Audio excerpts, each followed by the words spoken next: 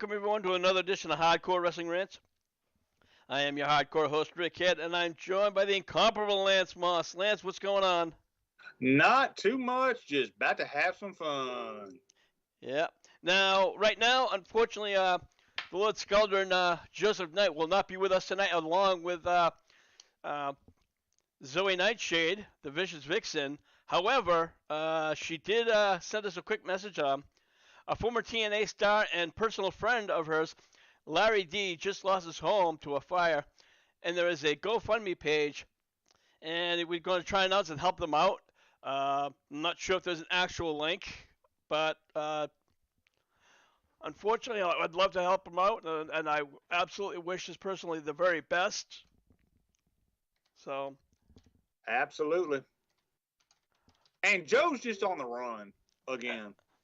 you know, Probably from the same way Zoe's on the run right now. So yeah, if her legal problems would go away if she would just quit trying to kidnap John Moxley. I'm just saying. yeah. Now the GoFundMe page is on CB235EF5. That's a weird link, but okay. We will put that description in the description box later on tonight. But you know what? Right now, guys, let's get down to some news. Candice LeRae is out on injury. Apparently, she sprained her AC sprain in her right shoulder this past Monday on Raw during a match with Piper Niven. As of right now, it's not clear how long she's going to be out. It just says she's out for an indefinite amount of time, Lance. Yeah, I mean, that sucks, but since it's a sprain, we're talking a matter of 4 to 8 weeks, probably. You know what? You're probably right. But 4 to 8 weeks, though, that could mean that she might miss out on WrestleMania. That's true. So, but they really hadn't been building her all that much, except for with her angle with Nikki Cross. Yeah, and so if they were built in the midst of a feud, or so. More, I mean, I haven't watched. Okay, it's been kind of like this. Nikki Cross has been kind of lonely stalking. And I use that term lightly, Candice LeRae. And then when Candice LeRae confronted her about it, asking her what the deal was, Nikki Cross basically whispered to her, "All my friends left. I'm just looking for a friend." So it's Lowy Nikki Cross. Okay. Kind of, yeah. Yeah, that shows you how often I watch WWE, folks. I'm pretty much now AEW or just some other stuff online. I can't get behind WWE no matter how hard I try. Every time I look and I see it, I'm like, what the fuck are they doing now? So it's just very weird. Anyways, moving on. There is a rumor, well, Dave Meltzer rumor, so you can take that for what you wish. WWE try to keep Solo Sikoa on a winning streak until it's time for him to defeat Roman Reigns when that day is coming, when that day may come. Now, Lance, what the fuck is Meltzer drinking now? Boss, to be honest, make sure you have all your stash, because I think he might have got into it or something, or maybe he might be on some acid or something. But one, everybody knows I don't trust Dave Meltzer any farther than I can throw him. But yeah, I mean, I can kind of understand why they want to keep Sikoa strong, but this don't make no damn sense. Having the dude that's going to defeat Roman as part of Roman's stable, what the hell? Yeah, exactly, and especially now with Cody Rhodes, going to be facing Reigns at WrestleMania, which seems to be more along the lines of who's going to, where he's going to be the one that's going to take the king down, or the tribal chief, down. And it just didn't make sense when I read it. I'm like, what the fuck? It just seems like Observer's just spewing shit out whatever they can. Um, They're known for that. well, the funny thing is, last week Eric Bischoff ripped him a new one. I'm referring to Dave Meltzer. He was just saying he's a complete fraud and a complete ass.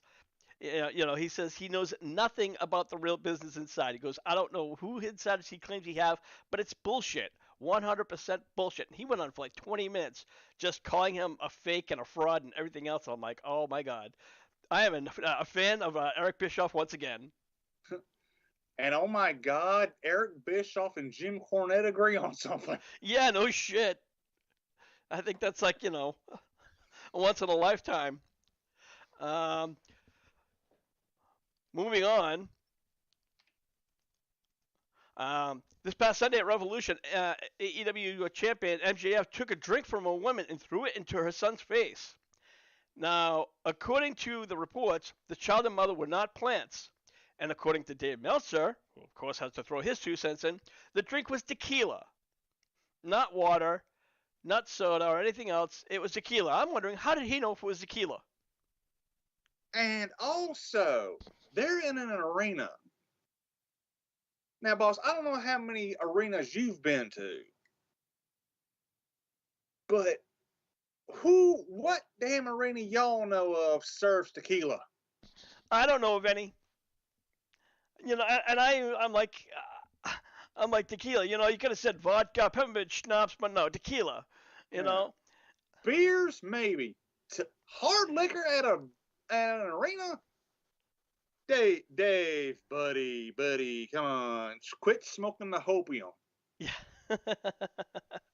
And so moving on, AEW reportedly made up for this by taking the son and mother, brought them in the back, who met several wrestlers and gave them signed merchandise, along with tickets to the next show in Sacramento. That's cool. Yeah, during the media scrum, MJF was in rare form. He pretty much was eating pickles and just talking shit. And then when he asked about when someone asked about what happened, he goes, "The kid looked like he just needed a drink." I'm gonna tell you, the media scrums, especially with MJF there, it's fucking hilarious. The rest of them is just pretty much just straight and narrow. But one reporter said that he was like drew his inner CM Punk personality, because he was eating pickles, he was eating a couple of muffins, and of course he was taking his bloody like a tape off and just kind of slamming it down on the desk like Punk did back during the All Out scrum. So the fact that they even talked about it says spot. Yeah. So, and now obviously with everything going with Punk possibly coming back, I'm wondering if there is going to be a Punk MJF feud. Ooh. So, I guess Punk we're gonna. MJF 2. Yep. Well, I think that was the original plan before Punk, got his all tits in a, tangled. Yeah. Moving on, Vince McMahon was reportedly in the gorilla position during last night's, this past week's Raw, and was spotting a new look. Apparently, McMahon has had his hair dyed and grew a very thin mustache, where one person said he looked like Gomez Adams of the Addams Family. While McMahon was at the gorilla position, he did not interfere with any WWE creative. Now, Lance, one report said he was just there to meet John Cena, but you don't have to be in a gorilla position to meet John Cena, so that tells me he's still testing the waters. Yeah, and he didn't interfere with anything. It's Vince fucking McMahon. Yes, he fucking did.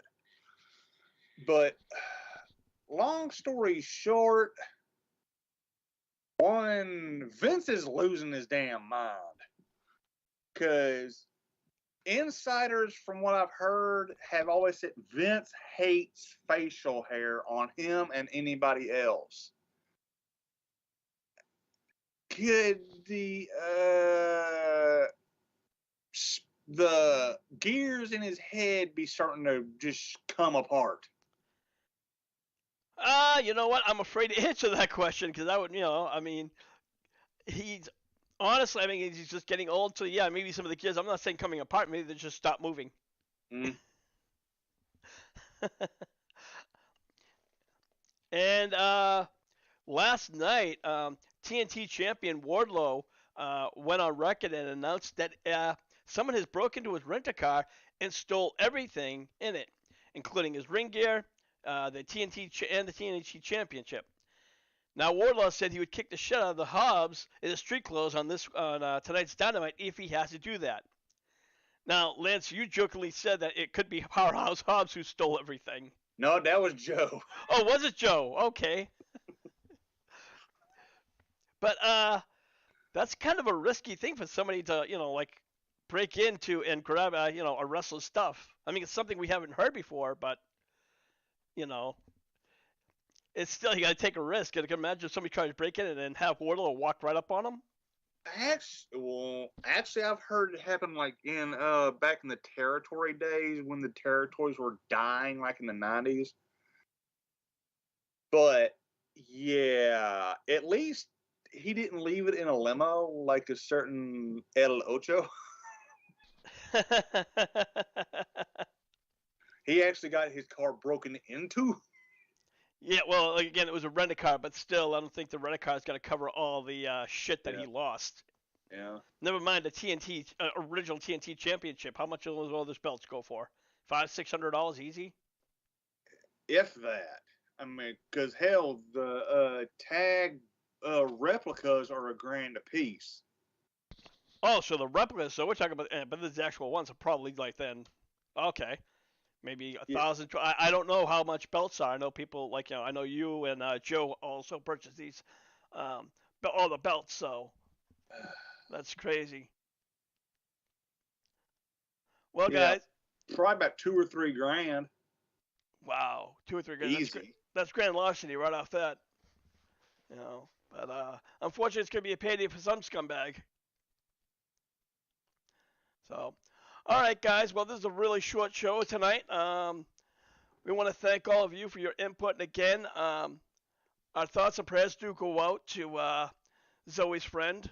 And I honestly hope he gets his life back together. Again, that Go Trust Fund Me account is GoFundMe.C2B35EF5.